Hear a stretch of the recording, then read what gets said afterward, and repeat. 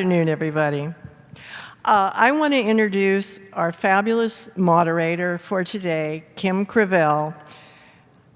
Kim is on the board of directors of the League of Women Voters and oversees our diversity, equity, and inclusion work. Kim's professional experience spanned over 30 years in the healthcare industry, where she held leadership positions in customer experience, marketing, and strategic planning. She has so many organizations that she's involved with. I do really have to read the list here. Her volunteer experience mentorship roles include Career Village, CASA, I Could Be, Delta Mu Delta, Healthcare Business Women's Association, and Professional Women in Healthcare. She also serves in various roles of volunteerism for EcoSLO, SLO County Parks, and SLO County Road Cleanup. Kim, you're so busy. And we really thank you for moderating this panel. Thank you.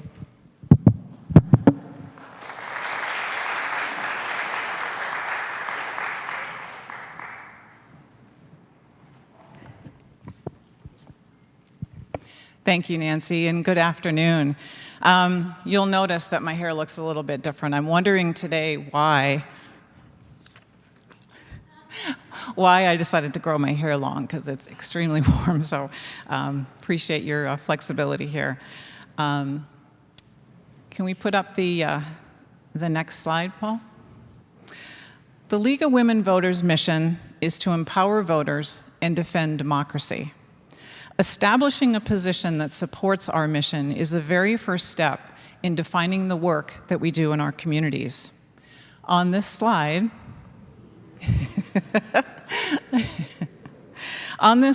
you will see our position on immigration, which was published in 2008. Okay, I'm going to read it to you. We'll call an audible here. I'm going to read it to you. Immigration policies should promote the reunification of immediate families, meet economic, business, and employment needs, and be responsive to those facing political persecution or humanitarian crisis. This was published in 2008, and it sets the foundation for our education and advocacy efforts in this area. Oh, thank you, Paul.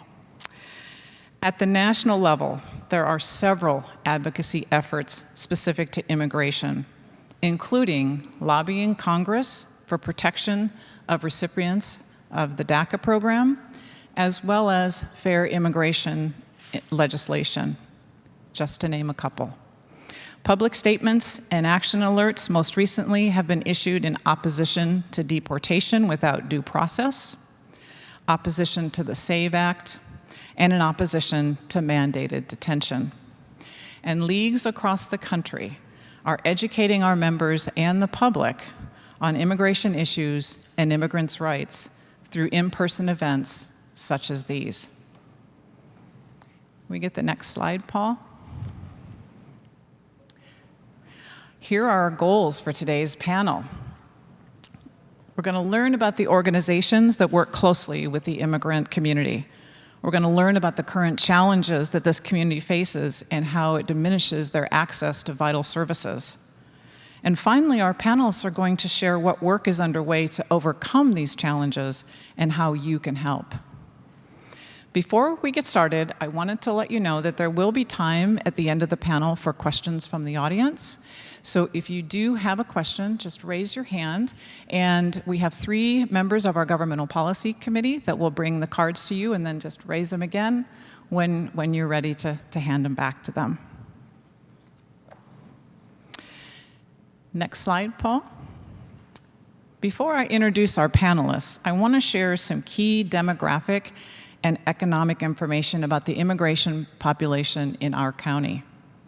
All this information has been sourced from the Fabric of SLO County report, which was written by Diringer and Associates and funded by a group of agencies supporting our immigrant population, many of whom are here today. If you're interested in learning more about this data, you do have a summary version of the report. As a handout, there will also be QR codes at the information table, and we'll also put QR codes up on the screen for you to access it. or you could ask Joel. Okay, overall, our immigrant community, oh, can you leave it up, Paul? Sorry. You might have already read it. Overall, our immigrant community represents more than 10% of our population, or approximately 27,000, of which more than 50% are citizens of the United States, and 82% have been in our county 15 years or more. 55% of our immigrants are Latine, approximately 15,000, and of that, approximately 5,700 are Mixteco. Next slide, please. The economic contributions are equally impressive, with approximately 12,000 immigrants working in the $2.5 billion ag industry in our county, of which 50% are undocumented. Looking at the Latine immigrants as a group, as you can see, they make up more than a third of these professions, these vital professions within our county, with 92% of our farm workers being probably the most visible and most impactful. Our immigrant community contributes $8.5 billion in state and local taxes annually, and many of them do not have access to the benefits. Okay, I see some faces out in the audience, so it's time to bring our panelists out. Pretty impressive information. So it's time to meet our panelists. So as I announce you, please join me on stage. Christine Dawson is the Chief Executive Officer of the Community Foundation, San Luis Obispo County, where she leads the foundation's work to expand philanthropy, I knew I was going to stumble over that word, philanthropy, strengthen partnerships, and deepen our community impact across the Central Coast. With over 25 years of experience in nonprofit leadership, Christine is recognized for her strategic vision, her collaborative leadership, and her unwavering commitment to helping individuals, families, and businesses align their charitable goals with the needs of their community. Prior to her current position, she served as Senior Vice President of Philanthropic Services at the Community Foundation of Monterey County. Christine is a certified fundraising executive and holds a Bachelor of Arts and Sciences in English with a minor in Spanish from Northern Arizona University. She has served the nonprofit community throughout her entire career, including the Salinas Rotary Club and the Monterey Bay chapter of the Association of Fundraising Professionals. Welcome, Christine.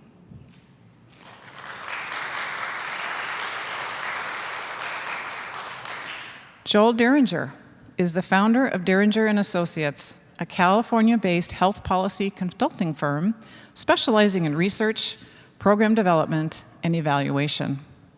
Established in 2021, Diringer & Associates has provided clients with solutions crafted to meet their unique challenges of their healthcare issues.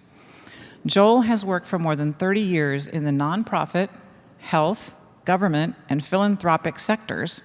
He was one of the original senior staff at the California Endowment, California's largest health foundation. And he was an attorney and health policy advocate for the California Rural Legal Assistance.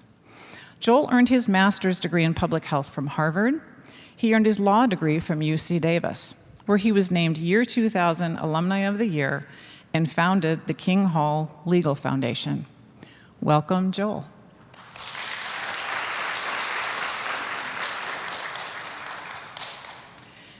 Our final panelist is Genevieve Flores-Haro.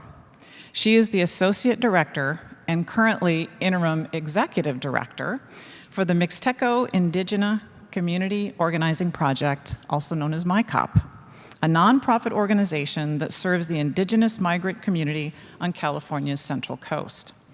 She oversees the organization's wellness, social service, and research evaluation programming, and she provides support to MICOP's policy, advocacy, and development work. And if that wasn't enough, Genevieve serves on Ventura County's Behavioral Health Advisory Board. She represents MICOP in the Ventura County Public Safety Racial Equity Advisory Group. She is co-founder and current board member of 805 UndocuFund, and she serves as president of the Oxnard Union High School District Board of Trustees. I have no idea how she has time to be here today.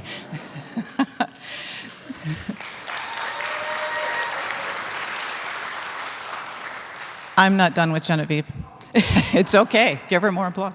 Genevieve has received several awards in recognition of her commitment to diversity and the Indigenous community, including Woman of the Year, Top 40 Under 40, and the Carmen Ramirez Achievement Award.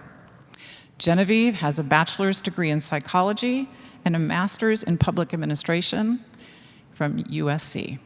And as a family of Bruins, I still love you, Genevieve. Yeah. Thank you all for being here today.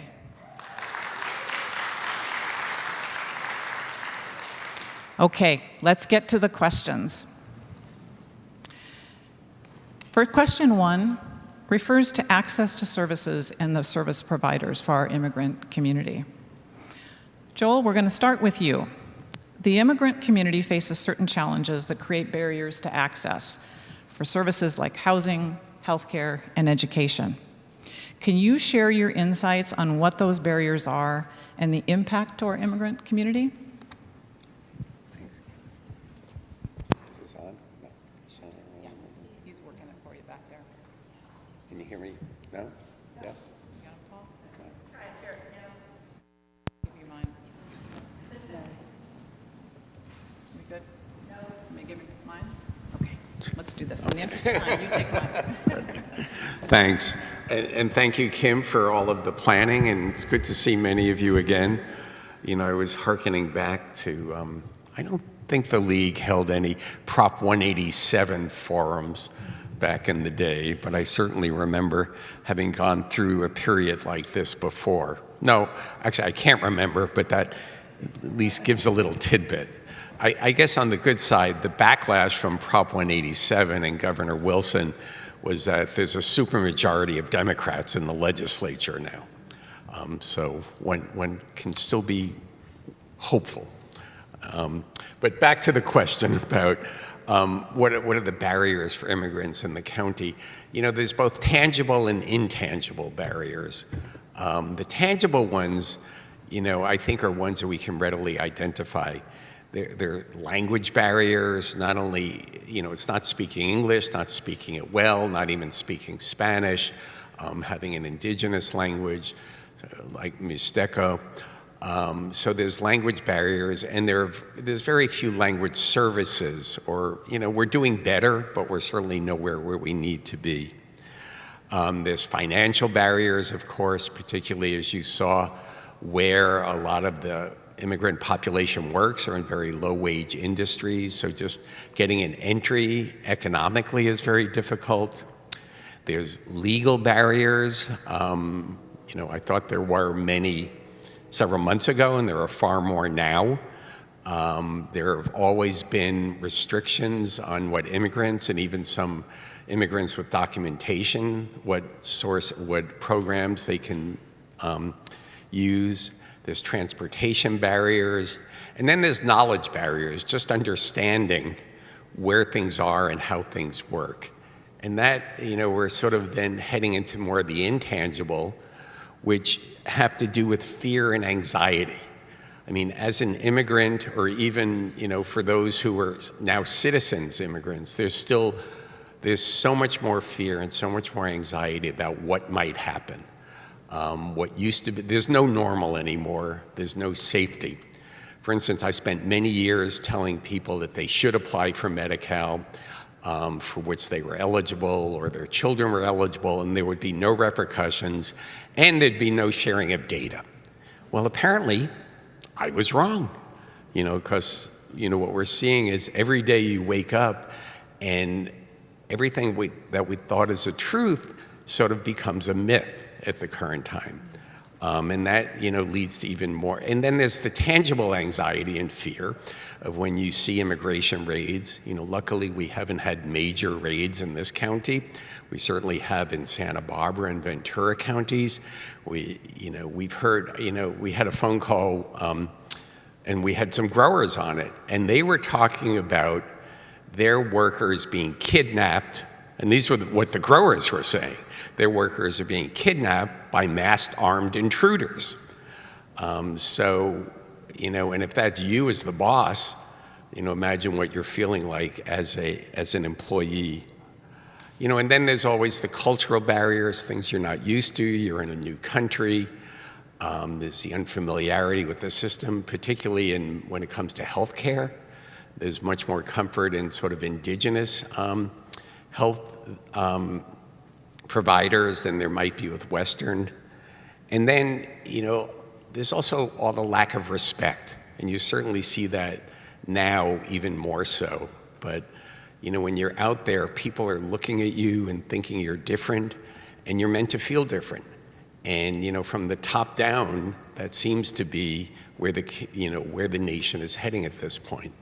So, you know, those are some of the significant barriers.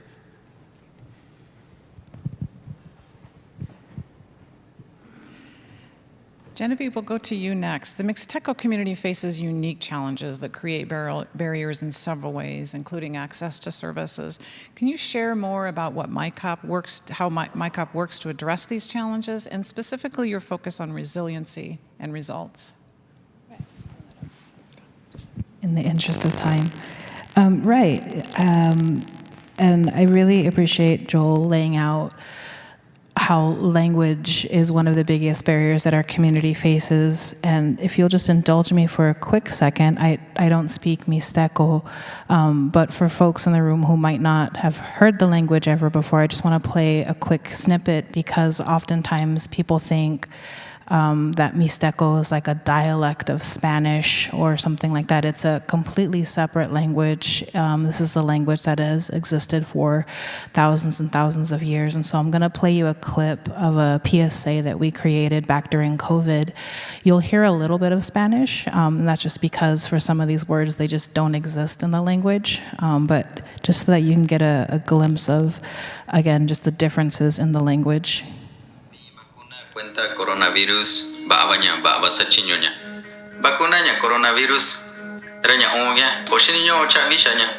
Dina de estado California kubikia. Mi estado California nduku chagaña y manera tagonanduko wakatiku.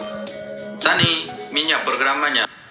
So that's just a little snippet of what Mixteco sounds like. And we work with Mixteco speakers as well as Zapoteco speakers. Zapotec is another language, and I just want to play a small clip just so that you can get a sense of how different that sounds from Mixteco and how it also sounds different from Spanish.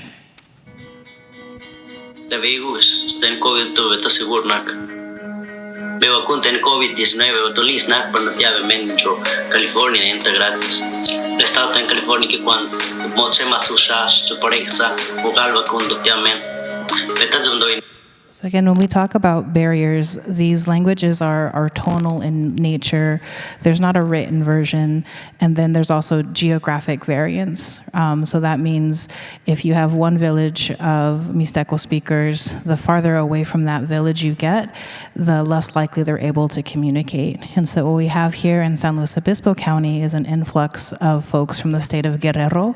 When MICOP was founded in 2001 in Ventura County, it was in response to folks from the state of Oaxaca. So folks from the state of Oaxaca who speak Mixteco, they really can't communicate with folks from the state of Guerrero because of that geographic variance. And so again, when we're talking about barriers and how we're being responsive to those barriers, MICOP has had to reinvent, be innovative, and be intentional so that we're also not replicating those same systems that are not being responsive to these different waves of migrants that we're seeing. And so, again, language is one, as Joel pointed out, poverty, discrimination, because what's not known if you're not from Mexican culture is that Mexicans are very racist against indigenous people. There's a lot of stereotypes against, like indigenous people. There's the Indian Maria, who's a stereotype, much like against Native Americans here in the United States. There's these thoughts of, indigenous people as like drunkards herds, who beat their wives. It's very, very similar in Mexican culture. And so, when we're in Mexico, we're told, don't speak your indigenous language, speak Spanish. And then we cross the border, and then it's, don't speak your indigenous language, don't speak Spanish, speak English. And so we're coming up against these different barriers while we're trying to make a living. And one of the questions we get a lot when we do cultural competency trainings is, well, why do your people even come? Why do they cross the border? And a lot of it has to do with displacement, right? When we think about our own ancestors, again, I'm not from the Mixteco or Zapotec communities, but think about your own families and why maybe your families left your homeland. No one ever wants to leave their homeland just because. A lot of times we're forced out, we're displaced, and that's the same for these communities. There's economic reasons. There's a lot of mining and drilling that are happening in the state of Oaxaca and Guerrero. There's political and social reasons. But the main reason is economic. The soil in the state of Oaxaca, for example, there's a lot of soil erosion. And so people are unable to work the land, and they're unable to make a living for their families. So they're having to, be pushed out to the northern states of Mexico, all the way up to California, Oregon, whatnot. Anyways, so the way that MICOP is working to address, these challenges is we try to center community leadership and cultural responsiveness. What a lot of folks don't realize maybe is how big we are. So we're in 3 counties, and we have a staff of about 123. And of those 123 staff, 85% of our staff come from the very community that we serve.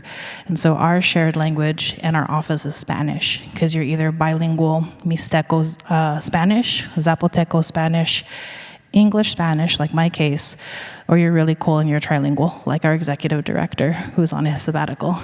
We have a number of trilinguals on our staff. And then if you look at our board of directors, 7 of the 9 are also either Mixteco or Zapoteco themselves. And so the services that we provide, direct services, it's social support, mental health, domestic violence programs, but we also do advocate, like policy advocacy, community organizing work at the local and state level.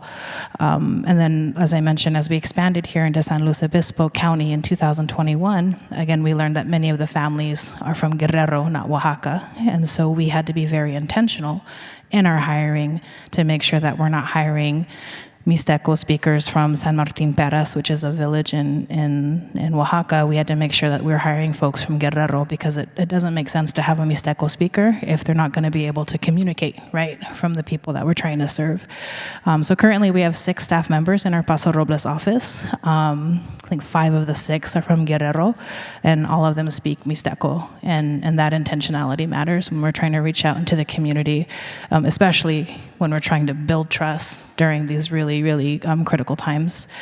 And so when I think about that resiliency, I think about our promotoras, our community outreach workers. These are indigenous leaders that are trained to support their neighbors, and they are the proof that the everyday wisdom and strength from our community is what's going to carry us forward the next 3.5 odd years. And when I think about the results, I think about not just the number of people that we've served, but also about the systemic change that we're carrying. So in 2024, speaking of our state and local advocacy work, MICOP co-sponsored a bill, SB 1016. It's the Latine and Indigenous Data Disaggregate Bill, and Governor Newsom signed that bill into law. And so for the first time, the California Department of Public Health is going to collect data that will allow our people to identify themselves as Mixteco and Zapoteco for the first time. Oh, thank you. Because up until then, we're all lumped under Hispanic. And so when our people fill out forms, it's we are white and we are Hispanic. And so this is going to be really great for us because we can self-identify properly up into, I think, even Quiche, moms, so even our Central American Indigenous brothers and sisters can self-identify with this new bill. And data is everything. Data is how we allocate dollars. Data is how we can, really speak truth to power in a way that, policymakers will understand. And so that's really what MICOP is about. It's about creating pathways where none existed before. It's about breaking systemic barriers and ensuring that our indigenous migrant families are not just surviving, but thriving. So thank you. Thank you, Genevieve. Thank you, Genevieve. Christine, there are a number of organizations in SLO County that are providing support services to our immigrant community. Two great examples of how organizations in our county are working together are the SLO County UndocuSupport, which is a great resource center for these services, and the SLO County Immigrant Support Coalition, formerly known as the Coalition of Coalitions from Rita Casaverde, which brings providers together to collaborate and support in a meaningful way. Would you share a little bit more about how these two support vehicles came to be and the importance or the significance of the centralization and collaboration work? And Paul, if you could bring up the next slide, that'd be great. You're welcome. Thank you so much, Kim, and thank you, everybody. It's an honor to be here today. So a little bit about how everything got started. The UndocuSupport Fund was established to connect resources, support, and advocacy for the undocumented and other immigrant families in SLO County in order to make a meaningful impact and true system change. It is one of over 300 funds held at the Community Foundation for San Luis Obispo County. And just a little bit about the Community Foundation. The Community Foundation manages over $92 million in charitable assets. We offer strategic grant making and donor advised scholarship and field of interest funds. Our mission is to inspire generosity and connect people who care with the causes that matter. So the foundation was created by the local community for this local community. The UndocuSupport Fund started as a grassroots mutual aid network. At first, it was a rapid response fund during COVID, providing emergency aid and assistance for the immigrant community who did not qualify for assistance such as PPP loans and other things that Joel was mentioning. But over time, it evolved into something deeper, a collaborative hub that now includes tools, event calendars, a volunteer matching page, and a guide for immigrants serving resources. And I think oh yeah, it's right up there, the website. It's a trusted space for both service providers and the immigrant families to turn to. So the fund is a grant-making vehicle. It provides direct financial support to trusted grassroots organizations serving the undocumented and mixed status individuals and families throughout San Luis County. The fund helps sustain critical work in areas like emergency aid and rent relief, legal navigation, mental health and trauma support, food security, outreach and education, especially in indigenous languages like Mixteco.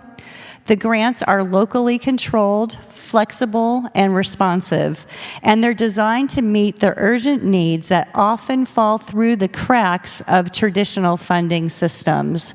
So donors, by giving to the UndocuSupport Fund, donors can be confident that their support is going directly to organizations embedded in our community and that they're culturally competent and already doing the work. In addition to fundraising and grant making, the fund also provides streamlined access to and delivery services. It disseminates information through and continuously updates the Immigrant Services Guide in response to special project needs. We all know that this is a challenging time and information is changing quickly. We participate in support of convenings of grantees and nonprofit partners, and we also promote and enhance the website on a regular basis because current information is so important right now. So advocacy, policy, and system change, sharing public information about immigrant issues with nonprofits, community members, and public officials. We also serve as a voice to funders and the general community about the needs and the impacts affecting the undocumented and other immigrants across the county and throughout the Central Coast region. And also, this website provides resources for nonprofits to share information as well. Now, the coalition started in early 2025 when federal funding cuts and policy rollbacks began to hit the immigrant-serving organizations. The need for cross-sector coordination became very urgent. So that's when the SLO County Immigrant Support Coalition was formed, with more than 50 organizations coming together across social services, education, healthcare, local government, philanthropy, and grassroots advocacy for the coalition impact to date. So from January to August, there's already been 6 coalition meetings that brought together over 50 organizations and more than 100 participants across social services, everything I just mentioned. The topics range from connecting with local law enforcement to immigration rights and resources, businesses concerned about ICE raid activities, resources provided by the Mexican consulate, and also we met with our different and local congressmen's offices to hear about policy updates and other resources that they provide. So some other examples of the coalition impact include working with Spokes and the SLO Chamber of Commerce and others to expand workshops on supporting immigrant clients and staff. Also, we've been working with Supervisor Ortiz-Legg in ensuring immigrant voices and needs are represented at the county level policy discussions. That resources are now listed on the county website, and that's also up there on the banner at the top. So it's not just about coming together, it's about acting together to advocate and share resources and to coordinate a collective response. And why this really matters right now is that a centralized coordination and collaboration is critical for 3 big reasons. The need has outpaced individual capacity. No single nonprofit can meet the rising demand for legal aid, housing, food, and trauma support. Collaboration allows us to leverage each other's strengths and prevent burnout. Resources are shrinking, but pressure is also growing. So with the federal dollars drying up, small nonprofits are really facing incredible strain. So coordination really helps stretch local funds further, and it also helps attract philanthropic support, and it avoids duplication of services. It builds trust, and it also amplifies our voices. So when law enforcement, school districts, funders, faith leaders hear the same message from 50 aligned organizations, it gets attention, it builds credibility, and it creates systems change. Like getting immigrant resources listed right on the county website or shaping county level funding decisions. So that is really, truly the power of the collaborative. But in short, collaboration creates resilience. So in moments like this, when fear is high and resources are scarce, the stakes are personal. Resilience is everything. Thank you.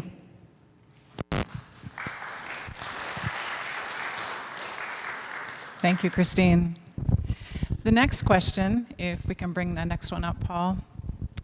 The current challenges of disenfranchisement, along with the threats of incarceration and deportation, have put increased pressure on our immigrant community.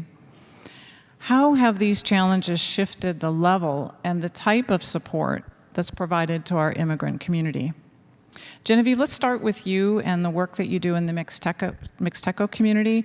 How has it evolved to meet these increased demands, and this community has been pushed to the margins? Thank you. So we're in month 9 of Trump 2.0, right? And as we've seen, our Mixteco and indigenous migrant community continues to be pushed further and further to the margins, whether it's through language exclusion, systemic inequities, or just compounding impacts of poverty and immigration status. I mean, we just had that Supreme Court ruling last week that basically says if you're brown and you're speaking anything other than English, it's on site, right? right? We're going to arrest you on site. And so right now that immigration enforcement is real and it's a present pressure. So MICOP is a part of the SLO Immigrant Coalition that was just mentioned. We're also a part of the 805 Immigrant Coalition, which is a collaborative that spans Ventura, Santa Barbara, and San Luis Obispo counties. MICOP across the three, we're in 3 counties, right? And so in Trump 1.0, one of the programs we developed is called our MILA program, which is our MICOP Immigration Legal Assistance Program. As was mentioned earlier, everyone's legal assistance program is stretched super, super, super thin. Right now we have one lead attorney. She's the only attorney that we have that's doing removal defense, and she's trying to do this work in 3 counties. We have 2 trilingual BIA accredited staffers. Right now, unfortunately, San Luis Obispo County is sharing that staffer with Santa Barbara County, specifically Santa Maria. So he's splitting his time between Santa Maria and Paso Robles, and he's only able to do affirmative legal work, meaning helping people with their DACA, submitting like U-visa things. He's not able to do legal removal defense. Since March, as Joel mentioned, there hasn't been that level of immigrant raids that we're seeing in the other counties. Like in Ventura County, for example, I will say between January and July, we've had about 4,000 folks taken in Ventura County. Here in San Luis Obispo County, since March, there have been about 25 apprehensions, one as recently as this past Thursday. But that's still 25 of our neighbors that have been taken here in San Luis Obispo County. And so just if we look across southern and central coast, though, because our communities talk, right? If, they're taken here in San Luis Obispo County, it's likely they have family and friends in Ventura County or Santa Barbara County. These numbers underscore how heightened the climate of fear is for Indigenous and immigrant families and how urgent our work has become. And so in response to that work, as I mentioned, MICOP, we're part of these different coalitions. We do have a legal assistance program. And what we're doing with the legal assistance program is we're working with other nonprofits that also have legal assistance programs. So using an example in Ventura County, when the Glass House raids happened on July 10th, which I was there for, I was at the site for 13 hours. I'm happy to talk about that later if folks have questions. But that was 361 people that were taken in one day. And that's already straining a really delicate, legal framework. So what ended up happening is everyone in the nonprofit sector that was doing legal removal defense, we all pulled together and we created a referral list. So if we had somebody that we knew that was taken, they went on the list. And if MICOP couldn't take them, and our barometer is, do you speak an Indigenous language? Yes, okay, we'll take you. If not, we're gonna refer you out to another nonprofit. But we all were collecting names of the folks that were impacted and taken, and we just did nonprofit referrals to make sure that no one was getting taken advantage of. Because unfortunately, what we're seeing and what's happening is you do have predatory attorneys. We had cases of people coming to us saying, well, I went and I got a consultation, and this person says they'll take my case, but only if I pay them $10,000 up front. Or they'll take my case, but I need to pay them $5,000 up front. Or we've seen people who say they're an immigration attorney, but really they do other law. They do like taxes or family law, but they're just pretending that they're an immigration attorney. And unfortunately for our community members, there's no way of vetting that. The other thing that we're seeing is that some of our families are going to notary, in Spanish is notarios, but people who do like notarizing, because in Mexico, if you do notarizing, it's the same thing as a lawyer. And there's not that distinction here in the United States. So again, you have these people that are doing notarizing, pretending that, again, that they're the same as an attorney and taking advantage of people. So there's a lot of work that we're having to do, again, around know your rights, knowing what the trustworthy attorneys are in the different counties. And if we can't take you, we'll make sure to refer you to someone who is trustworthy so that people aren't getting taken advantage of. So we've had to expand our work from just not just the direct services, not just the community organizing, not just the policy advocacy work, but also to this rapid response work that includes that know your rights piece. And being part of these coalitions also means, okay, if there's an ICE sighting in our neighborhoods, we're going to go out and we're going to go verify, because that's within our legal right to do. We're allowed to film ICE in our neighborhoods as long as we're not interfering with the arrest. And then once we verify that that is an ICE sighting, we're allowed to publish that in our social media. And we have a radio station in Ventura County, but it has a following that's in all 3 counties. And so we're allowed to let our people know, hey, this was verified, or actually know that was sheriff, or actually know that was something else. So we've had to add this rapid response work on top of everything else that we're doing just to make sure that community is informed. It hasn't happened here in San Luis Obispo County, but what we're finding in Ventura County is, in response to us going out and verifying if it's ICE or not, ICE is now using as a tactic, oh, you guys are scaring us. You people that are following and filming, we're worried for our safety, and now they're involving local law enforcement. And now local law enforcement is issuing tickets. They're confiscating vehicles. They're issuing misdemeanor tickets to the people that are filming ICE agents. And so that's just something to keep on your radar in case things escalate up here. It's a tactic that we're starting to see now in Ventura County. But yeah, that's how we've had to adapt some of our work. We're going to continue our work. They're trying to use that as a deterrent, but we're going to continue to show up. We're going to continue to exercise our right to film, because that is our right to film, again, as long as you're not interfering. We just had a Know Your Rights workshop here in Paso Robles in Spanish and Mixteco, I believe, last month. And this evolution was intentional. Because we can't just keep being resilient through our services alone. We have to make sure that our families have the tools and knowledge and leadership to continue to protect and advocate themselves. Thank you. Thank you, Genevieve. A lot of work being done. Christine, how has this increased pressure affected the many organizations that SLO County Undocu Support works with, and how are you responding? Thank you. So especially with all of the recent funding cuts, that what we're seeing is a lot of pressure on organizations, staffing, and programs.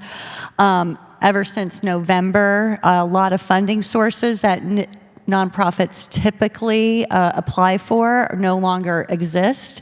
So there's a lot of pressure on a lot of these smaller organizations right now that could be on the brink of shutting down.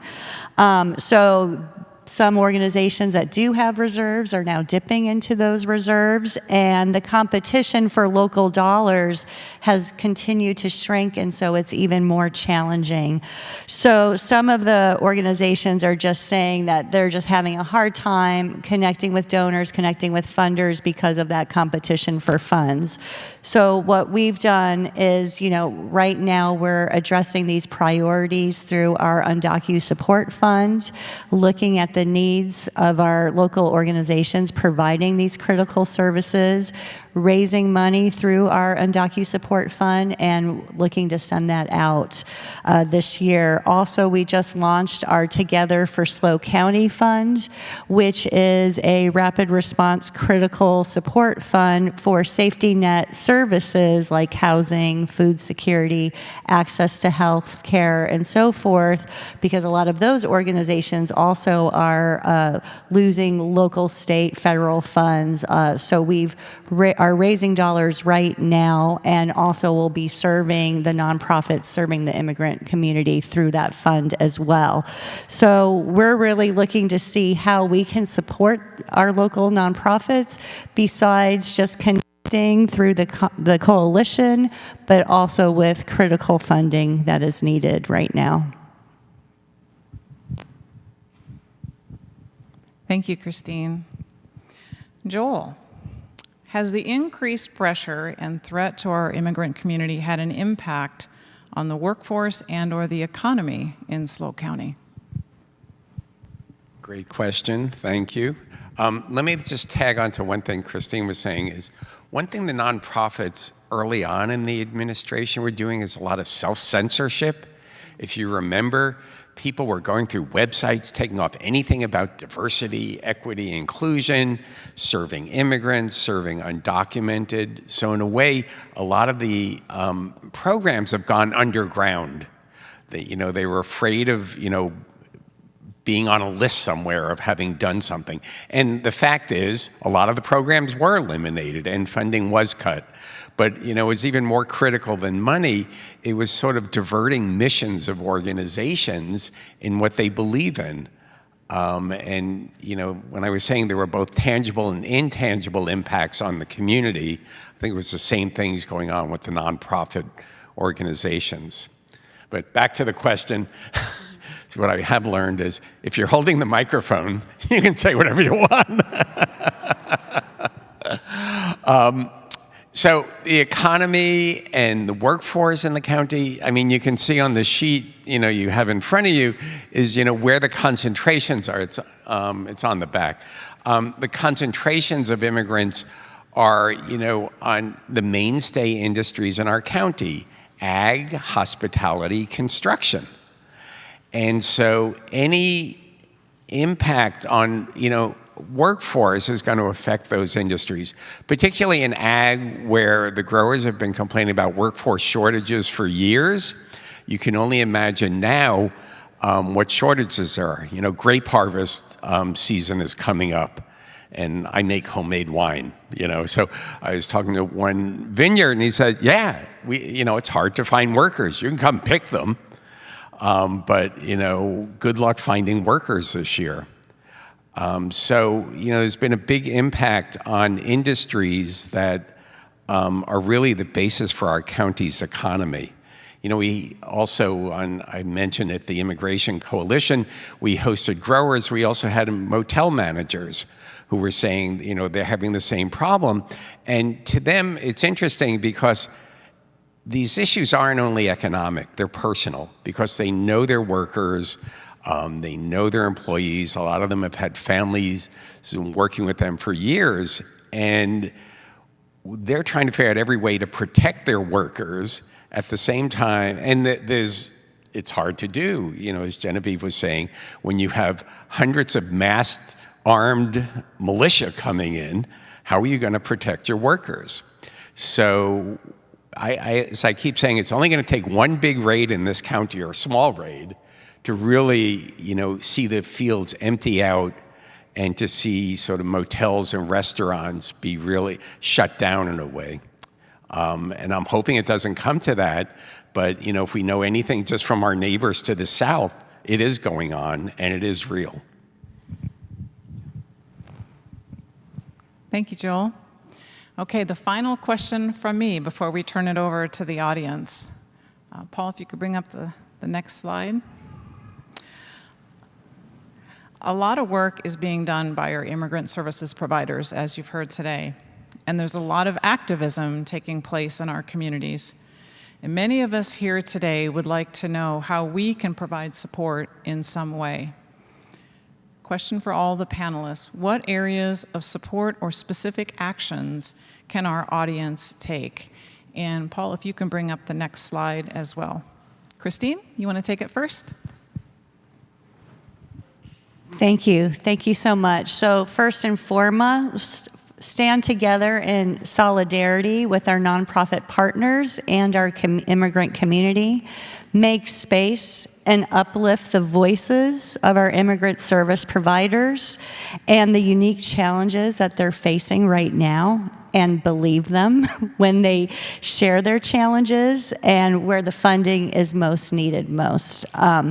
Challenge disinformation, push back when you hear harmful myths, be a truth teller in your own circles, and fund the work. Even modest, consistent giving helps. Some groups are literally running out of reserves right now, so directly supporting organizations will make a huge impact. Host a fundraiser, host a friend-raiser. I'm really inspired by this community and all the grassroots our organizations coming together like you all are today to learn more about this issue. Offer your time, offer your skills. Are you bilingual? Are you a driver? Are you a lawyer? Are you a tech-savvy organizer? You're needed here. So we've been so inspired by our community members, just like you all who've gathered together. Please share the website, share the resources. Chelsea Ruiz, who is here today, she's in the back raising her hand. She keeps that website up to date, and we also have a volunteer matching program on that website. So please, if you'd like more information on how you can serve and support, we are here to help you with that. And then engage with the infrastructure that exists. Subscribe to our UndocuSupport newsletter. Refer people to the Immigrant Services Guide when they're looking for resources. Volunteer, again, Chelsea is right there. And then donate. Donate directly to those organizations providing support, or donate to the UndocuSupport Fund or Together for Slow Fund to get those resources where they're most needed most. So, you know, we're here to support our community, and when our systems and safety nets fail, it's the community that steps in, and together we can ensure that San Luis County is not just a beautiful place to live, but a place where everyone belongs and has the opportunity to flourish. So, thank you. Thank you. Well done. Joel, what are your thoughts? Pretty much what Christina said. I mean, in addition to that, you know, one is you've heard a lot of donate, you know, whether it's to the major community fund, community foundation fund, or UndocuSupport, or other organizations that you support. I think it's really important at this time to show community support and to fill in the gaps, you know, of what's been cut out. The other thing is just to learn more. I mean, this is probably the 10th or 12th time I presented some of these findings from the report, and you know, it's learning and understanding more. I saw a lot of faces when Genevieve said that notarios, the notaries in Mexico, are licensed lawyers, and people, you know, this has been going on for 30, 40 years in California, that the notarios, you know, provide immigration advice, but they're not licensed immigration lawyers or certified to be doing that. So it's really knowing more and understanding more and sharing that information. Not working for a nonprofit, I can talk about political advocacy. You know, as I said earlier to somebody, no one can fire me, you know? So I think that's critically important now. It's political advocacy, and it may be at the school level, maybe at the city level, the county level, certainly at the state and federal level. I mean, we've seen rollbacks even at the state level, mostly budget related, but rolling back our Medi-Cal, you know, we fought for 25 years to get Medi-Cal coverage for everyone, regardless of immigration status. And now it's been rolled back in a large part due to funding cuts at the state. And the other thing, you know, just in terms of workers, is to think about livable wages, you know, what it takes to live in this county, you know, workplace safety and workplace discrimination, whether it's based on gender or color or language. So there are all these other issues that also fit in at this point, but certainly in the workplace.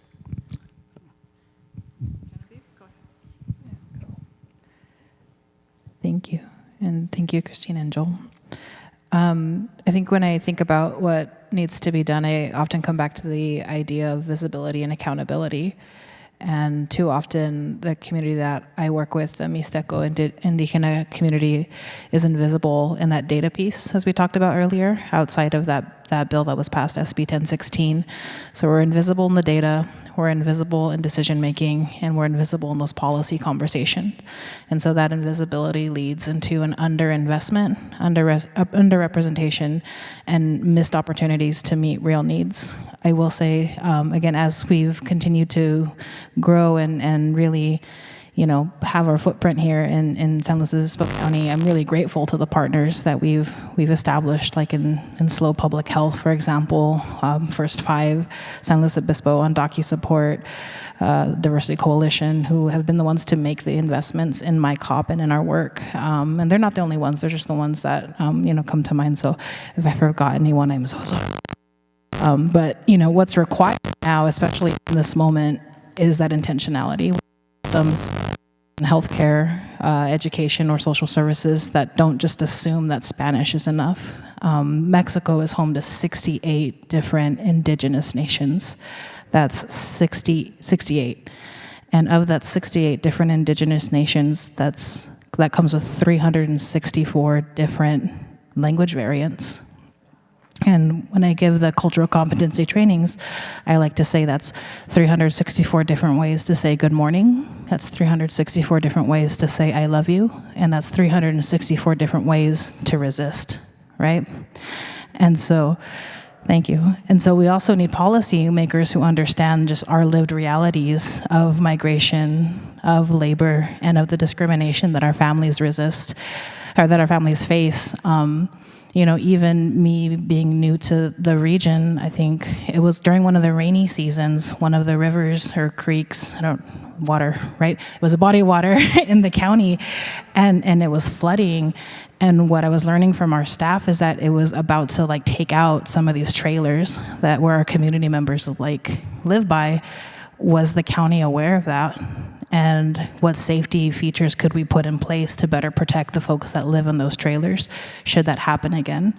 And where is our seat at the table for disaster response, right? Who's talking to us, or who could we talk to should that happen again for the next flood season?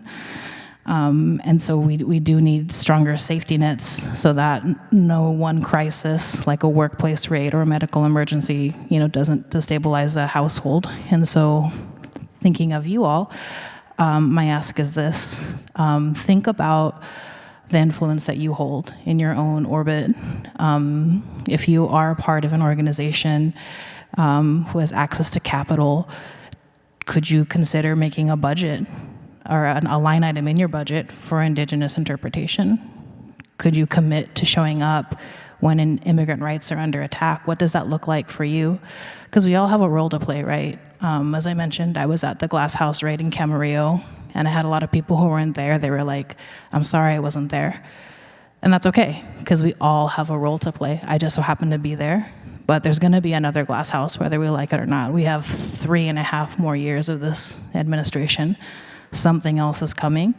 We each have our moment to stand up and show up, and it's gonna look different for all of us, right? So think about what that looks like for you. How can you commit to showing up when that moment arrives? Can you redirect resources to where they'll make the most difference? We all have a role to play in closing the gap between intention and impact. Because again, when we think about the community I work with, Indigenous Migrant, the resiliency is already in that community. What's missing is everyone else around us stepping up to meet that strength with real action. Our communities, our customs, our culture, they've been around for thousands of years. The resiliency is there. We've survived the conquista that tried to wipe us out 500 years ago when the colonizers from Spain came by. We've crossed borders, we've crossed mountains, we've crossed deserts. The resiliency is there, right? What's missing is investment now that we're here. So my call to you is simple. Use your influence, use your platforms, use your resources to make sure that this community doesn't continue to be invisibilized here in San Luis Obispo County, but is seen, supported, and also involved in the decision-making processes. Again, I'm with my nonprofit hat, can't say too much, but she won't take it off. Hi, I'm a school board member. And a dream for me, frankly, would be just across the Central Coast, we have up-and-coming leaders that were born here, trilingual Mixteco, Spanish, English leaders, run them for office, run them for school board, run them for city council, run them for supervisor, find them, nurture them. That's who needs to be in these seats. From San Luis Obispo, Santa Barbara, Ventura County, that's the investment we truly need to make so that leadership is reflective of these communities that are working in the field. That's my ask. Thank you all very, very much. Very, very helpful. I will just mention one other thing. We talk about donations. Donations can come in the form of monetary, but they can also come in the form of supplies. And I do know that, especially for those families that have been impacted by certain raids and deportations, you can check the SLO County and DocuSupport. You can check a lot of these websites. 805 and DocuFund does a lot of this work as well. Mujeres de Acción also does a lot of that. So there are other ways to donate and to provide support. So, and we know that will go directly to those families. So, okay. All right, we've got a couple questions from the audience. If anyone else has them, please raise your hand and we'll pick them up. The first one is, can you identify local government funds that have been cut and that we can push to have restored? These are local government. Who would like to take this? Joel's got his mouth open. You ready? Okay. Local government funds. He does have. Okay, here we go. And it has to do with the family planning clinic in Paso and WIC services in Paso.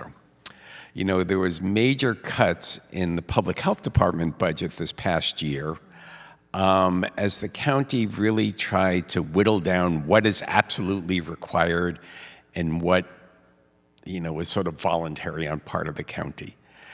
And one thing about, you know, we do all these studies about the Mixteco population in the North County. We do it on immigrant access. And I worked a lot on reproductive health issues, certainly in prior years. But the fact that the county would close the family planning clinic in Paso, I thought was one, you know, that really befuddled me, given all the data we've been developing for so many years with some public health department funding. That was something that directly impacted the indigenous community concentrated in Paso. So that's just one small thing. But since you asked. Any ideas on how it could be restored?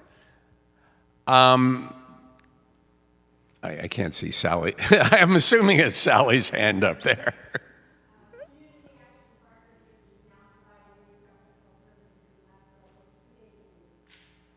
Yeah, that was the shift. Yeah. Yeah. Yeah. Is there a possibility? Yes, there's always a possibility. And you know, sorry. Well, I know Bruce had to leave go to another commitment, but you know, it's unfortunate that, you know, at the time where we've really demonstrated the needs, you know, there's been a rescission in local funding for it. Yeah, and through our Together for SLO Fund, we're really hoping to raise dollars to really meet these unmet needs that have been cut through local and state funding. Also providing technical assistance support and bringing nonprofits together to provide that continuation of care of services, collaboration, just like you were saying with CAPSLO, providing the services and support in North County. We're hoping that we can all work together to fill these gaps.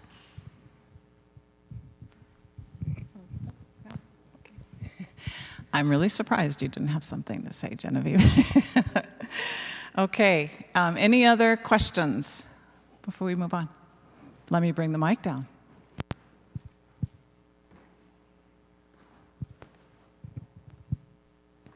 So, as a former university educator in political science, public administration, and constitutional law, I'm wondering how much outreach you all do to the college campuses in our counties and what kind of responses you're getting. Okay. Who wants to take that? So is outreach to who? The college campuses. You stumped our panel. Okay, Joel's going to take it. I should say there is the group that's concentrated. Chelsea, what's the I'm spin. Thank you.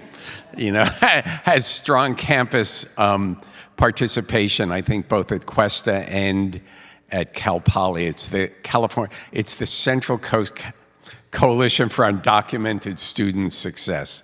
And they've been, you know, they were involved with us early on and were one of the grantees from the Undocu Support Fund in providing assistance to undocumented students. I'm assuming there's still centers at both Cuesta and Poly for undocumented students. And they've been doing a lot of organizing there. But personally, I haven't been involved. I believe we're also doing a panel presentation to the Association of Women, AAUW. I'm not sure how you would all say, but that's coming up in November to provide information just like we're doing today. So one of my 6 staff in the Paso Robles office is also a student at Cal Poly, so she keeps us pretty connected. And then one of my board members is also a faculty at Cal Poly. So that's up here, and then several of the other board members are connected to institutions throughout Southern California, including UCSB as well. So we try to keep ourselves fairly connected to academe. Mm-hmm. Okay, we have one more question. Christine, I believe this is for you. Will the Slow Together Fund support education and advocacy efforts? These are needed. Yes, so currently access to education, and right now the fund will be supporting nonprofits providing critical safety net programs, and it's going to operating support. So nonprofits are able to utilize these funds however they are most needed in the areas of homelessness, housing, food security, education, access to health care, and so forth, but these are direct operating support grants, and nonprofits can utilize these funds however they're best needed, and this is called trust-based philanthropy. Of course, there's an application process and reporting and follow-up that will be happening, but really we want to get the money right out the door to where it's most needed to keep these organizations afloat, providing critical services to our community. Thank you. Did I see another hand up? Ah, Rita. Rita has our youngest activist with us today.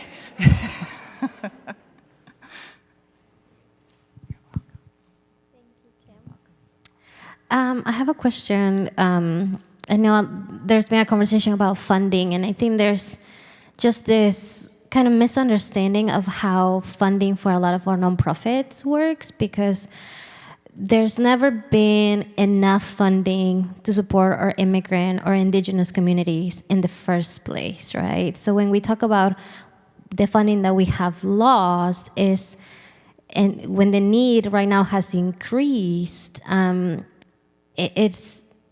think it's not the whole picture, just talking about what kind of funds have been lost specifically to support the populations that you all support.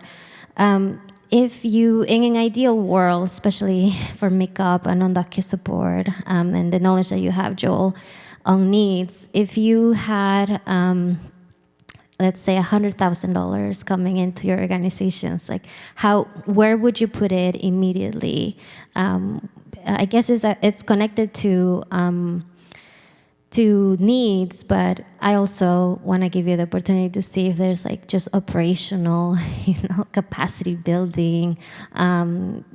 Genevieve, you were telling me that your ED was able to get sabbatical based on a grant because of how long they've been doing executive director work, which is so taxing.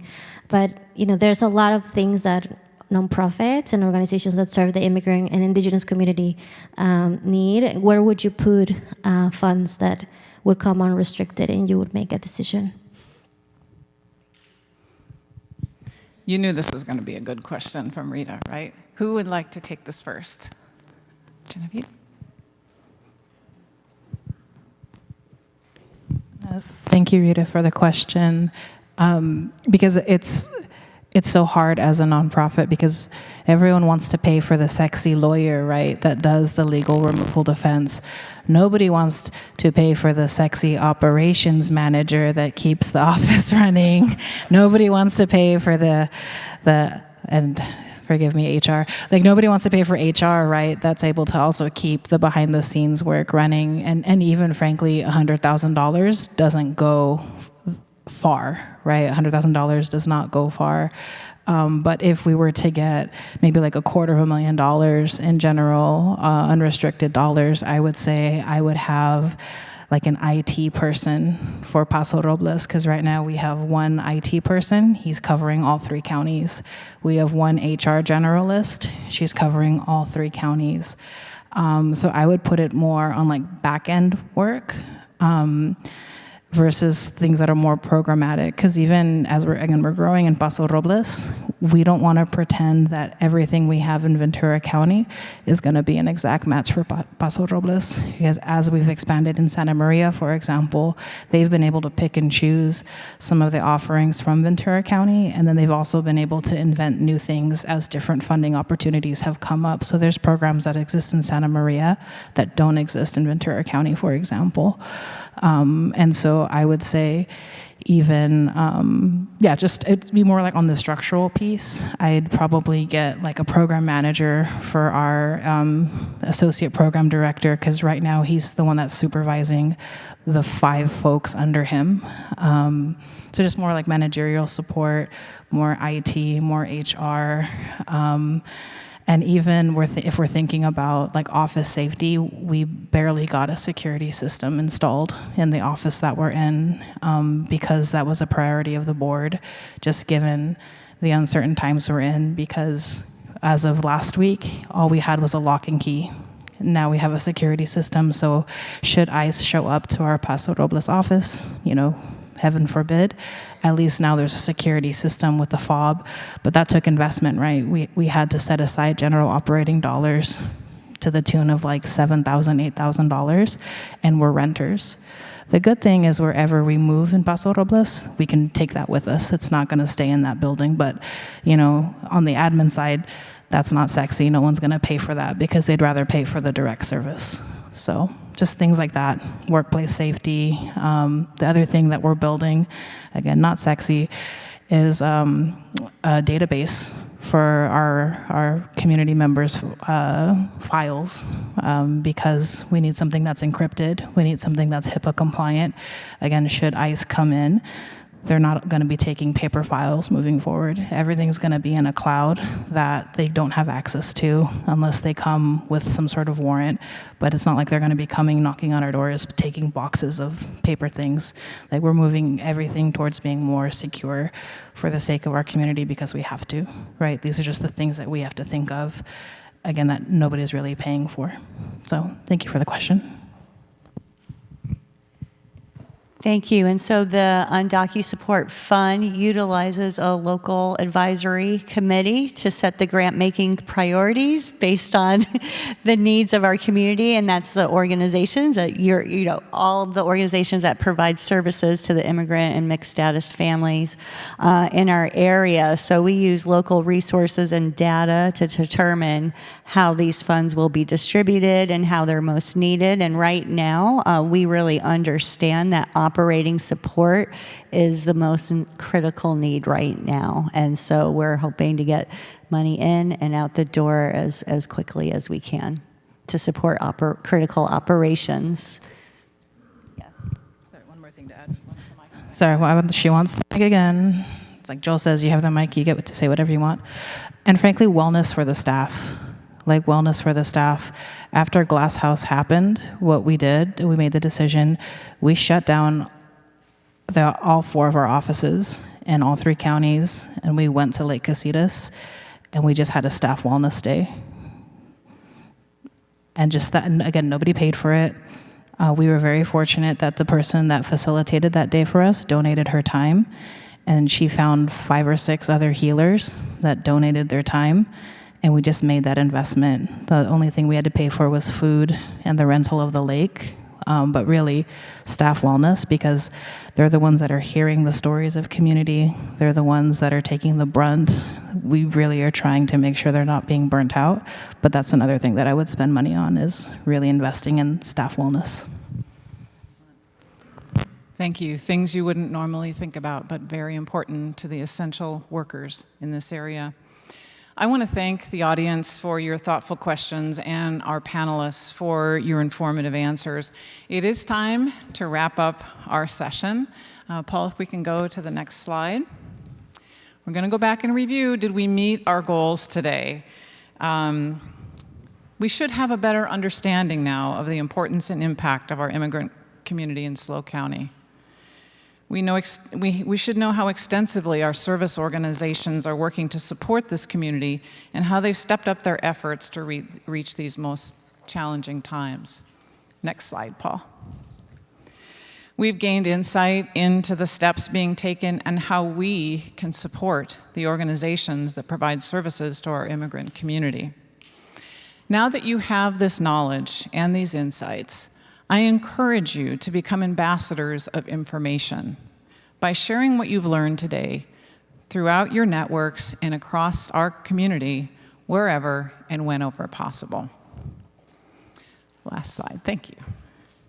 I'd like to once again thank our panelists for your participation and your time today, and for all that you do for our immigrant communities. Thank you to our Governmental Policy Committee for your timely creation and coordination of this panel. And a big thank you to our audience for your questions and your engagement in this important work. And now, I would like to introduce Janice Langley, who is our first Vice President and our President of Record.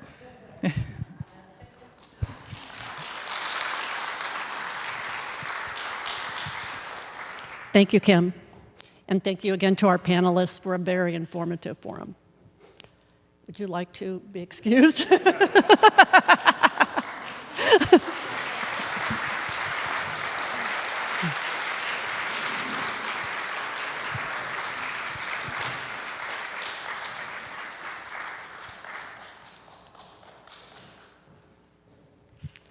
Okay, as I'm sure you all know, we have a special election coming up on November 4th. We are privileged to have Elena Cano, San Luis Obispo County Clerk Recorder, here with us today to talk about the election.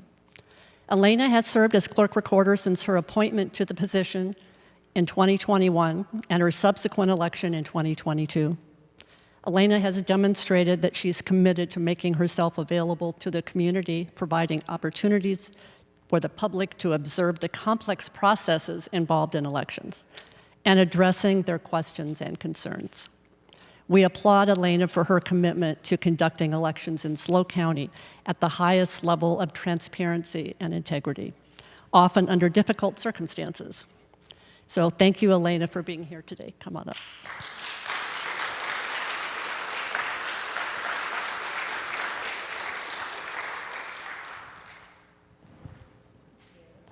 Love your dress. That's really nice. Thank you. I get to stand? Oh, boy.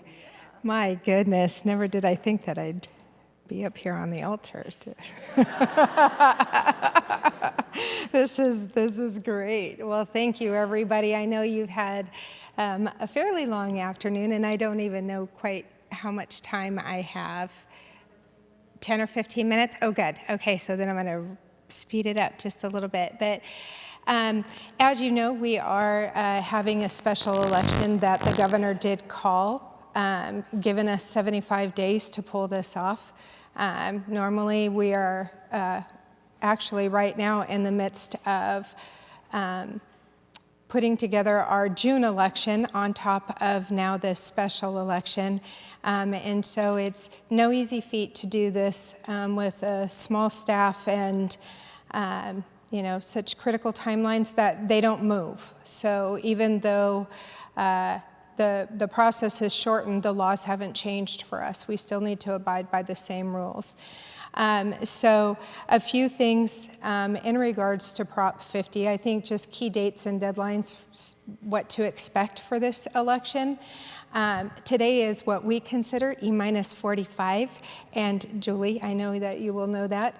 It's our UOCAVA Day, so all of our military overseas voters have received their official ballots and their information. And so we've been working all morning to make sure that those voters get their ballots.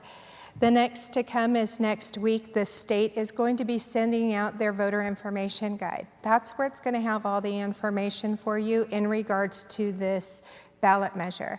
Because it's a state ballot measure, that's where all the information is going to come from, not so much in the county voter information guide. Although there's information in there too, the bulk of the whys and what does the yes mean and what does the no mean is all going to be in the state voter information guide that you should start receiving sometime next week. Because this is such a small ballot, it's only one question, one ballot type. It's my first ever to do something so small. It's kind of fun. We anticipate, all this proofing and all this time, and then when you only have, 125 words to proof, it goes by a lot quicker. And so, actually, I've enjoyed it so far. But because of that, we will be getting our ballots out to you all a lot earlier than the 29 days ahead of the election. So we're hoping by October 1st, 2nd, or 3rd that the ballots will start to be in the mail and out to all of you. There is a couple different other dates. Our logic and accuracy testing, which is open to members of the community and the public. And what that is it is the pre-testing of our tabulation system. And so we are required to do that by law, and we are going to be doing that on October the 2nd. Typically that takes a couple of days because we're testing thousands and thousands of ballots, and then we go through and review the results with members of the public and wrap it up after 2 or 3 days. This time, we only have several hundred ballots to run for the testing, and so we're going to do the testing and the certification all in one day. And again, that's going to be on October the 2nd, beginning at 10 a.m. So if you are interested, reach out, and you are more than welcome to kind of sit through and see what that looks like. Drop boxes are going to be open starting on October 6th, which is the 29 days ahead of the election. Some will be open on the 7th, depending on their business hours. We will have 18 drop-off locations, and only the one in front of our main office on Monterey Street at the county government building is open for 24 hours. So you don't have to wait and hold on to your ballot. You can vote it right away and make sure that you either put it in the mail, take it to a drop box, bring it into our office, or even go into a polling place and drop it off or even vote. Something that we have been challenged with, because this is such a quick turnaround for this election, is trying to find polling locations and trying to find poll workers. And so I consulted with many of my colleagues throughout the state and up at the Secretary of State's office, and we are able to consolidate a little bit heavier this time. One, because it's only a single ballot that covers the entire county. There's no split districts inside there. And so we have been able to obtain all of our polling locations. And at this point, we do have, let's see,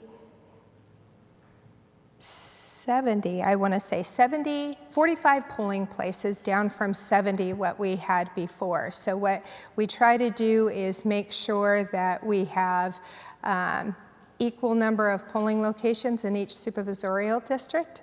And looking at the poll turnout and the number of poll registered voters, is where we focus the most at, to make sure that those folks that still enjoy going to the polling places on election day still have their facilities.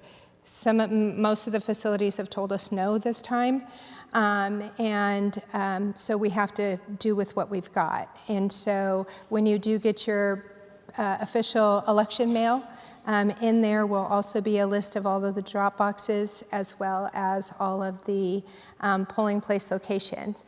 If you do decide to vote in person, your assigned polling place is listed on the top of your ballot. Look at the top of your ballot, and that is going to tell you where you can go surrender your vote by mail ballot and go ahead and vote a precinct ballot. If that's not feasible for you that day and you walk into any other polling location, you're more than welcome to do that. Just be prepared to vote provisionally. We don't yet have a ballot on demand at each one of the polling locations and the ability to actually cast your vote by mail ballot there, but that's coming, hopefully, in the near future. That was a lot. I don't even know if I took a breath yet.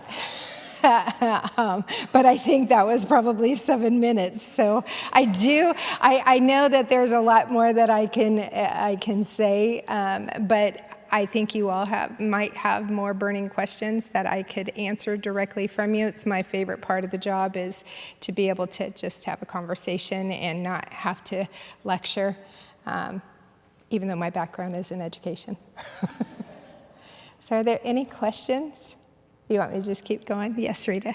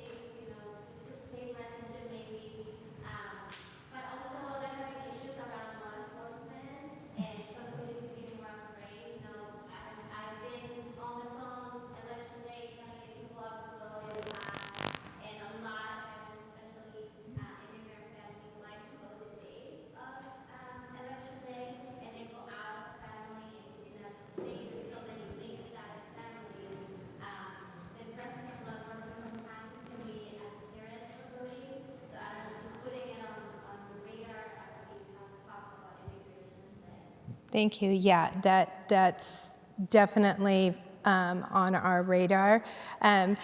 Going back to your first outreach efforts and all of our social media, Nextdoor, website information, I will credit that to Erin Clausen, who is our public information officer, who does a fantastic job above and beyond what needs to be done. And so we're lucky enough to have her, and lucky enough that the county approved her position in order for me, because it was so important for information in regards to elections to get out. As far as the polling places down in Oceano, I do believe we do have one that's going down there. I don't believe that the community center was available. And so again, we have to pick and choose where we get to go. But I do believe that we do have one, at least that is in Oceano, or if not, right there on the border of Grover and Oceano. The Secretary of State's office does print out all of their information in multiple language, Spanish being one of them. I don't know if they do all 368 or whatever dialects of Spanish that there are, but they do provide that.